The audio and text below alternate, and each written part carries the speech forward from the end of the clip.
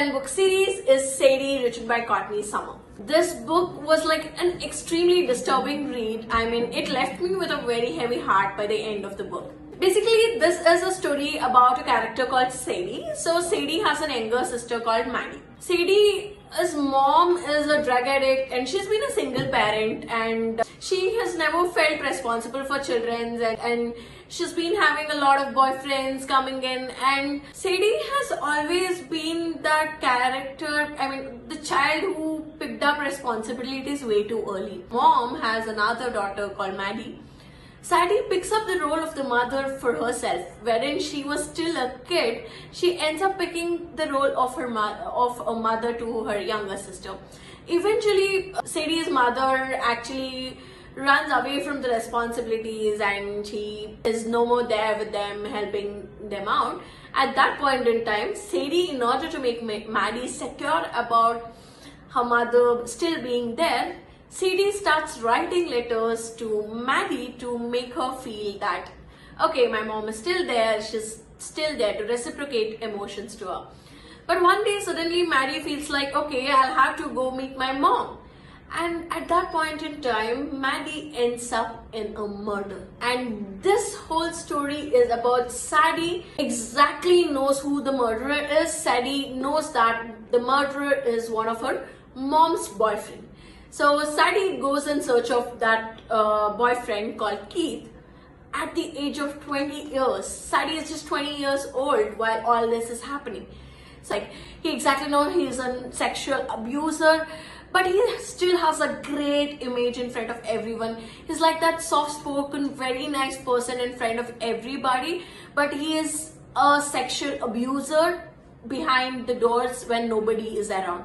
So Sadie exactly knows this, he is the person, and she goes in search of him. And the whole story is built in a way that how she'll trace him, her own journey in finding this individual. And then there's another perspective. This person is called West. Basically, he is an investigator come podcaster. He is trying to investigate this case post 4 months. Like Sadie has gone missing for 4 months now, and this person is trying to investigate this case. So there is a whole new podcast in it. There are characters. There's actually a interview format that happens in this podcast, and you understand this case from both the perspective. One is the first person perspective of Sadie, and the other one is the perspective of the podcaster West. So this is what the entire storyline is about, basically what happens going forward. And just a quick spoiler alert, from here on I'd be revealing the story, so you can just swipe off now and then come back once you have read the story. So basically what happens here is Sadie goes in search of Keith, trying to track her, and there's this entire journey, and at some point she ends up in a hotel. So this hotel, actually there's this entire scenario of she breaks in to the room where Keith keeps all his belongings, and there she finds a book with all the photographs in it. Basically these are the photographs of the children that Keith has harassed. So this thing of sexual harassment and murder did not just happen to her sister.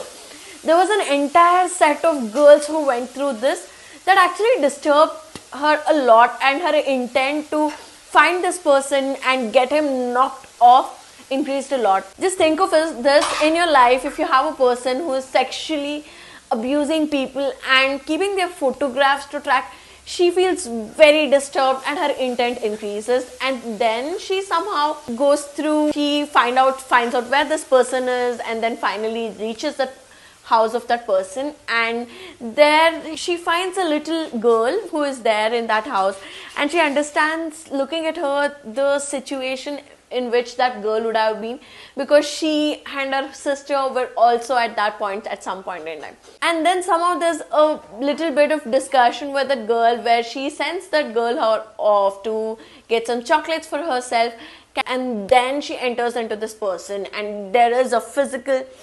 there is a fight that happens in between of them. And in Sadie's perspective, the last thing that happens is he punches her off on her forehead, and she goes black. That's what happens. But it's eventually, as you go forward with the story, you realize that Keith also ends up dying. So one day he comes back home with a lot of scars and stuff, but he never ends up going to hospital, and eventually he dies is what happens. And what happens to Sadie, if you're looking at it, basically that is something left for your thought. The author do not call it out what happens to Sadie.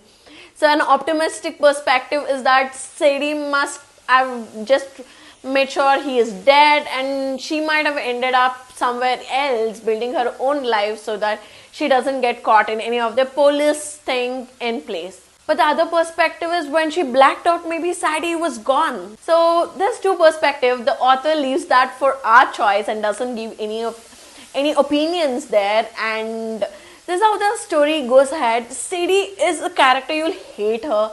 She is so stubborn, and her character is more like, I'm dangerous. And she calls out, and this is what the story was all about.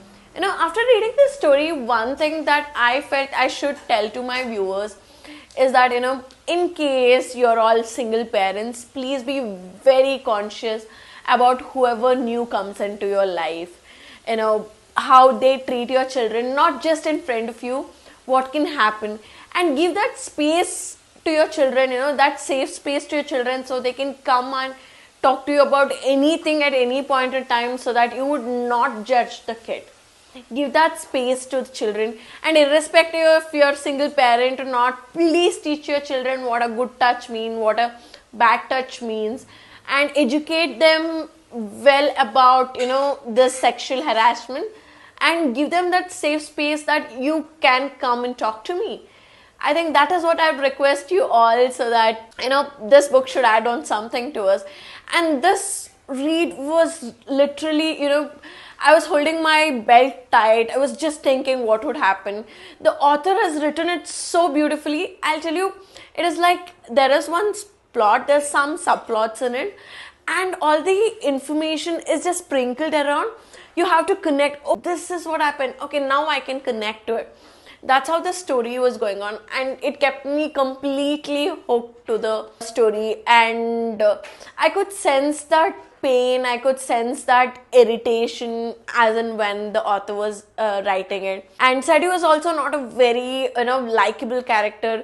He has built the character as in how it is expected to me, and it was an amazing read for me. And I would love to rate this book 4 out of 5. Why not 5? Because I wrote this book. Would I reread it? Maybe no, because, you know, this book storyline seems very good, but I do not want to reread it. And other thing is, sometimes because both of it was when I'm talking about Sadie's narration and West's narration, when I was listening to it as an audiobook, it made a lot of sense. But when I was actually reading the physical book, this time lapse change made me a bit confused. So I would like to rate this book 4 out of 5. And this was an amazing read. And thank you guys. Thank you for being so patient and listening to my book review. And thank you all for watching I Don't Know.